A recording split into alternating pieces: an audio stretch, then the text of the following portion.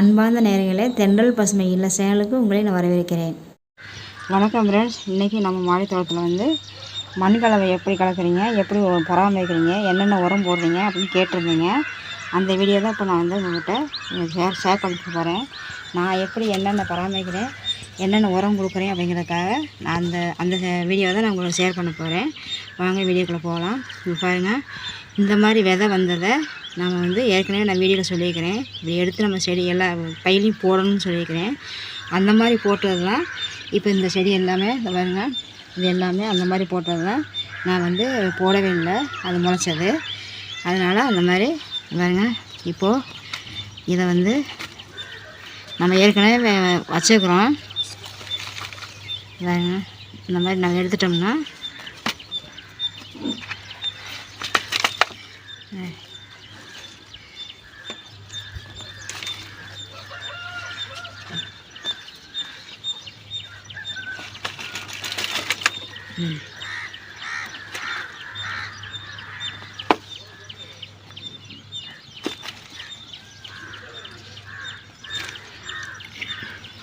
எடுத்துலாமா, இது 2 மட்டும் எடுத்துக்கலாம்.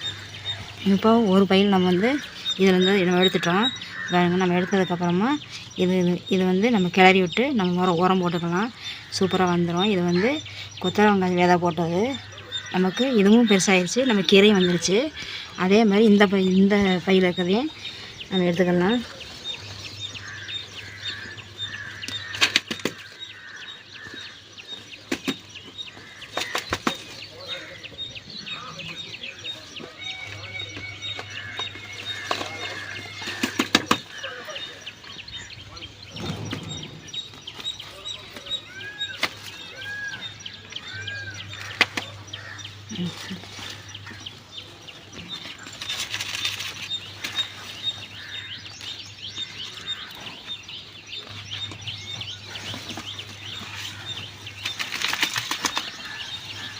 இது வந்து திணூறு பச்சை பாருங்க. இதெல்லாம் திணூறு பச்சை வந்து முளைச்சிருக்கு. இது நமக்கு தேவையில்லாம் எடுத்துடலாம்.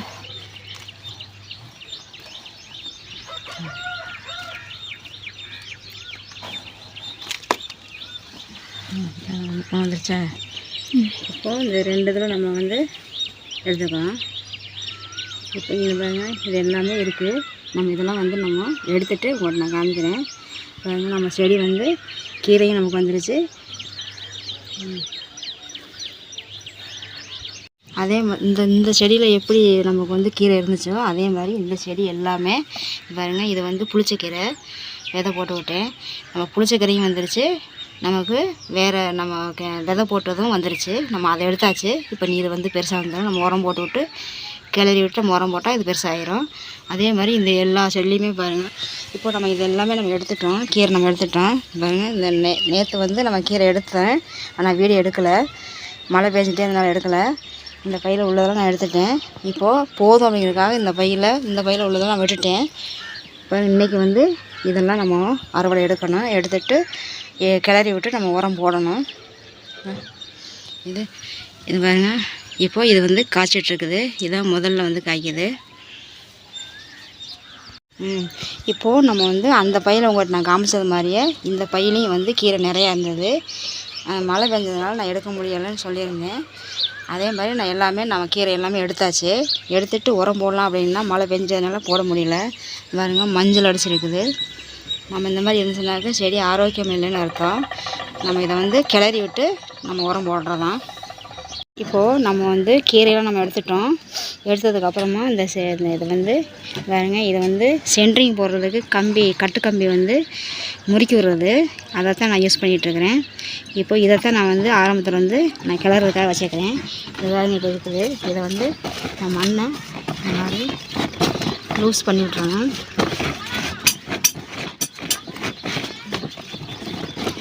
லூஸ் பண்ணிவிட்டு இதை வந்து இந்த மாதிரி சோறு மேலே அணைச்சி வச்சிடணும். அதே மாதிரி இதையும் வேணும்.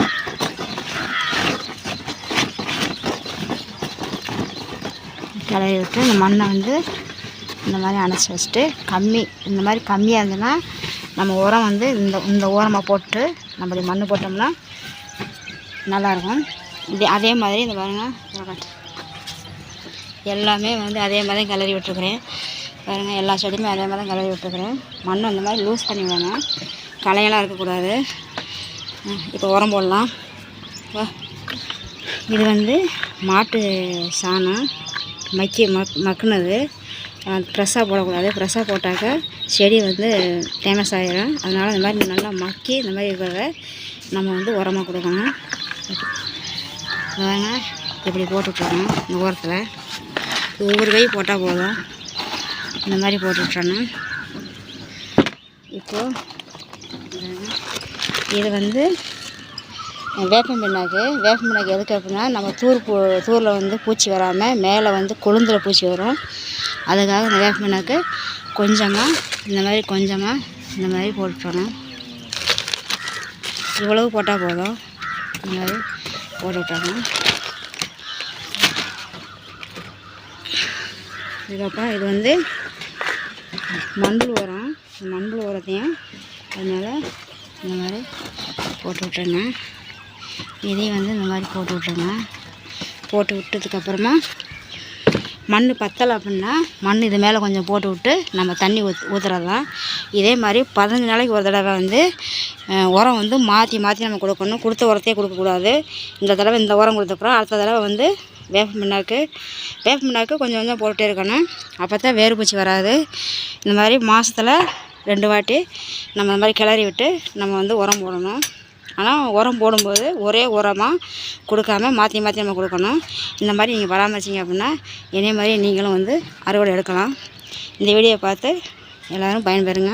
இந்த வீடியோ பிடிச்சிருந்தா லைக் பண்ணுங்கள், ஷேர் பண்ணுங்கள், கமெண்ட் பண்ணுங்கள், சப்ஸ்கிரைப் பண்ணுங்கள், பெல் ஐக்கானை டச் பண்ணுங்கள். அப்போ தான் நான் போடுற வீடியோ உங்களுக்கு உடனே கொண்டு வந்து சேரும். அடுத்த ஒரு நல்ல வீடியோவில் சந்திக்கலாம். பாய்.